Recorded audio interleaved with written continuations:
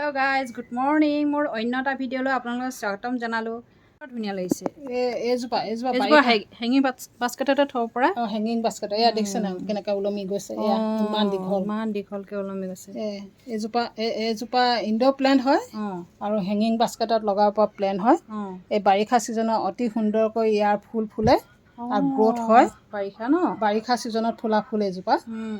ইয়াৰ সৰু সৰু কাটিঙৰ পৰা অতি সহজে নতুন পুলি প্ৰস্তুত কৰি ল'ব পাৰি। কাটিং কৰিলে মানে তাৰমানে ৰুলে ধুনীয়াকৈ হৈ যাব এই বাৰিষা ছিজনত। বাৰিষা ছিজনত ন এইজোপা পানী অলপ বেছিকৈ লাগে। এইজোপাক খুব বেছি পানীৰ প্ৰয়োজন, প্ৰতিদিনে পানী দিয়াৰ প্ৰয়োজন হয়। এইজোপা নহ'লে শুকাই যায়, পানী লাগে ন। ইয়াৰ ফুলবিলাক হোম থকাৰ দৰে কিন্তু নুফুটে, একদম কোমল চফ্ট একদম কোমল। দেখিছে ধুনীয়া লাগিছে। লগাব পৰা প্লেণ্ট হয়।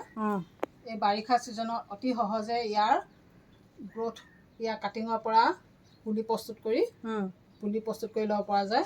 এনেকুৱা সৰু সৰু কাটিঙৰ পৰা নতুন পুলি প্ৰস্তুত কৰি ল'ব পৰা যায়। এয়া কাটিং কৰি পিনে ৰুলেও পুলি হৈ যাব ন। ইয়াৰ সৰু ফুলো ফুলে। এয়া এই বাৰিষা ছিজনতে ইয়াৰ ফুলো ফুলে, গ্ৰ'থো হয়। এইটো হেঙিং বাস্কেটত খুব সুন্দৰকৈ লগাব পাৰে, কোনো অসুবিধা নাই। ইয়াৰ সেমেকা পৰিৱেশ এইজোপাও ভাল পায়। এইজোপা সেমেকা পৰিৱেশ, সেইটো কাৰণে ইয়াৰ সেমেকা পৰিৱেশত থ'বলৈ চেষ্টা কৰিব লাগে। কিন্তু সেই বুলি আপোনালোকে এইজোপা ফুলক পাতত পানী স্প্ৰে নকৰিব। পাতবিলাক গেলি যোৱাৰ আগতে হ'ব। সেইটো কাৰণে আপোনালোকে সেমেকা পৰিৱেশত থ'ব, কিন্তু পাতত পানী স্প্ৰে নকৰিব। পাতত কৰিব নালাগে স্প্ৰে ন। পানী কমকৈ দিব লাগে, বেছিকৈ পানী দিয়াৰ প্ৰয়োজন নাই। পটটো মাটি 2 ইঞ্চিমান শুকাই গ'লে। কি হয় নামটো? এইজোপা নামটো কৈছিলোঁ নহয়, এপিচিয়া প্লেণ্ট হয়। ইয়াৰ বিভিন্ন প্ৰজাতি আছে। কিছুমানৰ পাতবিলাক এইটো মূৰটো বগা বগা হেৰি হৈছে, ভেৰিকেটেড, আৰু কিছুমান ব্ৰাউন কালাৰ নিচিনা হয়। পাতবিলাক ভেৰিকেটেডে হয়, হেৰি বগা আৰু ব্ৰাউন কালাৰ তেনেকুৱা। মোৰ ভাগৰ এজোপা সেউজীয়া আৰু বগা আছে।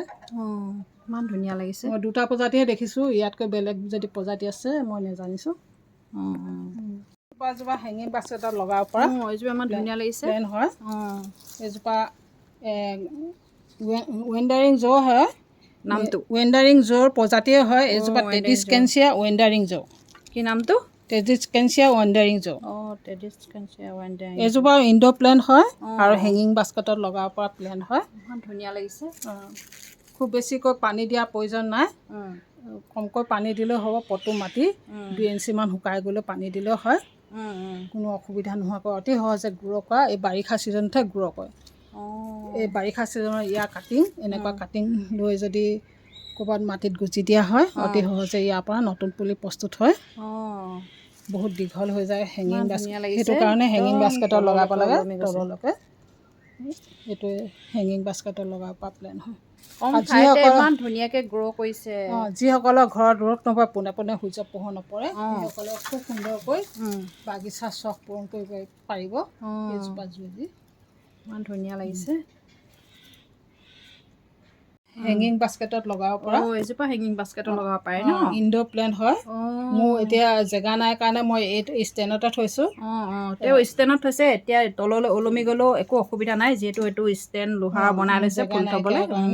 কলনি কোৱাৰ্টাৰ জেগাও কমটি, সেইটো কাৰণে কিছুমান অসুবিধা হয় আৰু। এইজোপাৰ নাম হ'ল টেইলিং ৱাটাৰমেলন বেগনিয়া। ইয়াৰ পাতবিলাক ৱাটাৰমেলন বেগনিয়া। ইয়াৰ পাতবিলাক দেখিছেনে ৱাটাৰমেলনৰ গতে, সেইটো কাৰণে চাগে এইজোপা টেইলিং ৱাটাৰমেলন বেগনিয়া বুলি কোৱা হৈছে। ৱাটাৰমেলনৰ নামৰ লগত জনায়। এই বাৰিষা ছিজনত অতি সহজে ইয়াৰ গ্ৰ' হয়। ইয়াৰ কাটিঙৰ পৰা অতি সহজে ইয়াৰ পুলি প্ৰস্তুত কৰি ল'ব পাৰি। বাৰিষা ছিজনতহে ইয়াৰ গ্ৰ' হয় দেই। সেইটো কাৰণে বাৰিষা ছিজনতে ইয়াৰ কাটিং আনি ক'ৰবাৰ পৰা পালে মানে নাৰ্চাৰীৰ পৰা আনি পেলাই কৰাটো সুবিধাজনক। তাৰমানে গ্ৰ' হয়, ধুনীয়াকৈ হৈ উঠে। সেইটো কাৰণে এইজোপা পানী কমকৈ দিব লাগে। পটটো মাটি 2 ইঞ্চিমান শুকাই গ'লেও পানী দিলেও হয়। কোনো অসুবিধা নহয়। ইনড'ৰ প্লেণ্ট হয়, পোনে পোনে সূৰ্য পোহৰত থ'ব নালাগে, ছাঁত থ'ব লাগে, সম্পূৰ্ণ পোহৰ পৰা ব্যৱস্থা জেগাত। তেতিয়া সেই পোনে পোনে সূৰ্য পোহৰত থ'লে ইয়াৰ পাতবিলাক শুকাই যাব, গছজোপা গ্ৰ'থ ভাল নহ'ব। সেইটো কাৰণে এইজোপা ছাঁত থ'ব লাগে, পোহৰ পৰা ব্যৱস্থা জেগাত। এইজোপা ফান্দে হয়, ফান ঢেকীয়া প্ৰজাতিৰ হয়। এই বাৰিষা ছিজনত অতি সহজে ইয়াক গ্ৰ' হয়। এইজোপা হেঙিং বাস্কেটত লগাব পাৰি। হেঙিং বাস্কেটত লগাব পাৰি, সাধাৰণ পটতো লগাব পাৰি, কিন্তু হেঙিং বাস্কেটত লগালে বেছি আকৰ্ষণীয় হৈ পৰে। ধুনীয়া লাগিছে, ইমান ধুনীয়া লাগিছে। এইজোপা কেনেকৈ ৰোৱা হয়? এইজোপা সাধাৰণ মাটিতে বালিয়া মাটি লাগে, মাটি প্ৰস্তুত কৰি লৈ পেলাই পুলি ৰুব লাগে। এই বাৰিষা ছিজনে ইয়াৰ সৰু সৰু পোখাবিলাক ঢেৰ ওলায়, সেইবিলাকৰ পৰা নতুনকৈ পুলি ভাগ কৰি লৈ নতুন পুলি প্ৰস্তুত কৰি ল'ব পাৰে, কোনো অসুবিধা নোহোৱাকৈ গ্ৰ' কৰে। আৰু সেমেকা পৰিৱেশ খুব বেছি ভাল পায়, সেইটো কাৰণে সেমেকা পৰিৱেশত থ'ব নোৱাৰে যদি আপোনালোকে দিনটো অন্ততঃ এবাৰ পানী স্প্ৰে' কৰি দিব, তেতিয়া সেমেকা পৰিৱেশ পাই থাকিব আৰু তেতিয়া ইয়াৰ গ্ৰ'থ ভাল হ'ব। এইজোপা প্ৰথমতে দেখাই লৈছোঁ, তেনে সাধাৰণ পাতৰ সৌন্দৰ্য ন। এই হেঙিং বাস্কেট এই ওলমাই লৈ থ'ব পাৰে ধুনীয়াকৈ। তাই ঘৰুৱা হিচাপে এইবিলাক ঘৰুৱা কিবা কিবি থাকি যোৱা এইবিলাকো ব্যৱহাৰ কৰিব পাৰে আপোনালোকে, ধুনীয়াকৈ ৰং চং দি ব্যৱহাৰ কৰিব পাৰে। এইটো ভাঙি যোৱা আছিলে, অকণমান ব্যৱহাৰ নকৰা আছিলে, সেইটো কাৰণে এইটো পাত্ৰতে তাই লগাইছে ধুনীয়াকৈ। এইজোপাৰ নাম ভেৰিগেটেড ৱেণ্ডাৰিং এইটো এইজোপা হেঙিং বাস্কেটত লগাব পৰা প্লেন হয়। এই বাৰিষা ছিজনত অতি সহজে ইয়াৰ কাটিঙৰ পৰা পুলি প্ৰস্তুত কৰি ল'ব পাৰি। ইয়াৰ শিপা ওলাই আছে, এইবিলাক শিপা ওলাই আছে। এনেকুৱা সৰু সৰু কাটিং মাটিত গুজি দিলে অতি সহজে নতুন পুলি প্ৰস্তুত হয়।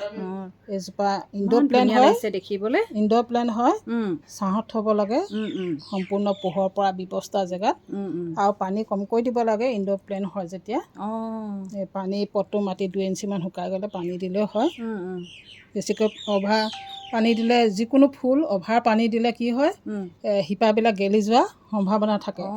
কিন্তু কিছুমান পাতবিলাকে পানী যদি কমটি হয়, পাতবিলাকে ইয়াৰ লেৰেলি গৈ পেলাই ইয়াৰ লক্ষণটো দেখাই দিয়ে। কিন্তু শিপাবিলাক গেলি গ'লে পটককৈ গছজোপা গম পোৱা নাযায়। এইটো কাৰণে পানী অলপ ভালকৈ দিব লাগে, হিচাপত দিব লাগে। আৰু পানী যেতিয়া দিয়ে নহয়, যিকোনো ফুলতে, এইজোপা বুলিয়ে নহয়, যিকোনো ফুলতে যদি পানী দিবলৈ হয়, পানী ভৰপূৰ কৰি দিব লাগে, যাতে ইয়াৰ ড্ৰেইনেজ হ'লেদি অতি সহজে পানী ওলাই যায়। তেনেকৈ পানী দিব লাগে, তেতিয়া শিপাবিলাকে তললৈ, পটটো তললৈ গৈ পেলাই আমি যিবিলাক আহাৰ দিওঁ সেইবিলাক সংগ্ৰহ কৰিবলৈ সুবিধা পায় আৰু ফুলজোপা গ্ৰ'থ ভাল হয়। এইজোপা ফুল বুলিয়ে নহয়, যিকোনো ফুলৰ ক্ষেত্ৰতে হয়। হেঙিং বাস্কেটত এইজোপা হেঙিং বাস্কেটত লগাব পৰা প্লেণ্ট হয়। এইজোপা টেডিস্কেনচিয়াছ ফিলোমেনেন্থিছ, বৰ টান নামবিলাক প্লেণ্ট হয়, বহুত টান কঠিন নামবিলাক। আমি আমাৰ আমি এইবোৰ যিবিলাক আগতে কি বুলি কয়, আমি আগতে দেখিছোঁ হাবিয়ে বননিয়ে উঠা কণাশিমলু প্ৰজাতিয়ে, খালি ইয়াৰ পাতবিলাক সৰু সৰু হয়। হেঙিং বাস্কেটত লগাব পৰা ইনড'ৰ প্লেণ্ট হয়, ছাঁত ৰাখিব, পোনে পোনে সূৰ্য পোহৰত নাৰাখিব, তেতিয়া ইয়াৰ গ্ৰ'থ ভাল হয়। বহুত দীঘল হয়, মই কাটি দিলোঁ সেইফালে, ওলমি গৈছিলে, মই কাটি দিলোঁ, তলফালে ছিঙি দিলোঁ। ইমান বেছি দীঘল হৈছে, মোৰ জেগাও নাই ইমানকৈ দীঘল কৰিবলৈ। এইটো আপোনালোকে লগাব পাৰে। বাৰিষা ছিজনত অতি সহজে ইয়াৰ কাটিং, এনেকুৱা সৰু সৰু কাটিঙৰ পৰা পুলি প্ৰস্তুত কৰি শিপা ওলাই আছে, ৰুই দিলে হৈ যায়। মাটিত পৰিলে ইয়াৰ পৰা পোখা ওলাই নতুন পুলি প্ৰস্তুত হয়। এইজোপা পানী কমকৈ দিব লাগে, খুব বেছি পানী দিয়া প্ৰয়োজন নাই। এইবিলাক ষ্টেণ্ডবিলাকতে পানী ষ্ট'ৰ হৈ থাকে, সেইটো কাৰণে পানী বেছি দিয়াৰ প্ৰয়োজন নাই। পটটো মাটি 1 ইঞ্চি শুকালে পানী দিলেও হয়। ইনড'ৰ প্লেণ্ট ছাঁত থ'ব খালি গ্ৰ'থ ভালৰ কাৰণে। প্লেণ্ট হয়, মানি প্লেণ্টৰ বিভিন্ন প্ৰজাতি আছে। এইজোপা মানি প্লেণ্ট, বেলেগ ধুনীয়া দেখোন। এইজোপা মাৰ্বল মানি প্লেণ্ট বুলি কয়। মাৰ্বল মানি প্লেণ্ট এইজোপাকে কয় ন? এইবোৰ এয়াৰ পিউৰিফাই প্লেণ্ট হয়। এইজোপা কি মানি প্লেণ্ট? এইজোপাৰ নামটো কি? এনজিঅ'পটছ। এইজোপা মানি প্লেণ্টৰ নাম এনজিঅ'পটছ। এইবিলাক এয়াৰ পিউৰিফায়াৰ প্লেণ্ট হয়। আৰু আছে মোৰ সিফালে এইজোপা। সিহঁতিও তাৰমানে বায়ুটো শুদ্ধ কৰি দিয়ে, বায়ু শুদ্ধ কৰি দিয়ে। যিমান হাৰ্মফুল গেছ আছে গেছেছ আছে সেইবিলাক চব ৰিমুভ কৰি দিব পৰা গুণ আছে আৰু অক্সিজেনৰ মাত্ৰা খুব বেছি দিয়ে। এইজোপা ৰুমৰ ভিতৰতো থ'ব পাৰি, ছাঁহতো থ'ব পাৰি। এই ছাঁহত সম্পূৰ্ণ পোহৰ পৰা ব্যৱস্থা জেগাত পোনে পোনে সূৰ্য পোহৰত থ'ব নালাগে, তেতিয়া ইয়াৰ গ্ৰোথ ভাল হয়।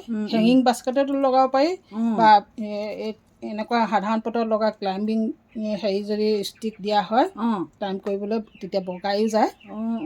মই হেঙিং বাস্কেটত লগাই থৈছোঁ, খালি হেং কৰা নাই এতিয়া মই। তেনেকুৱা এইজোপা একে খালি মাৰ্বল হয়, মাৰ্বল বুলি কয়, ইনড'ৰ প্লেণ্ট হয় এইবোৰ। পানী কম কৰি দিব লাগে, খুব বেছি পানী দিয়া প্ৰয়োজন নাই এইজোপা।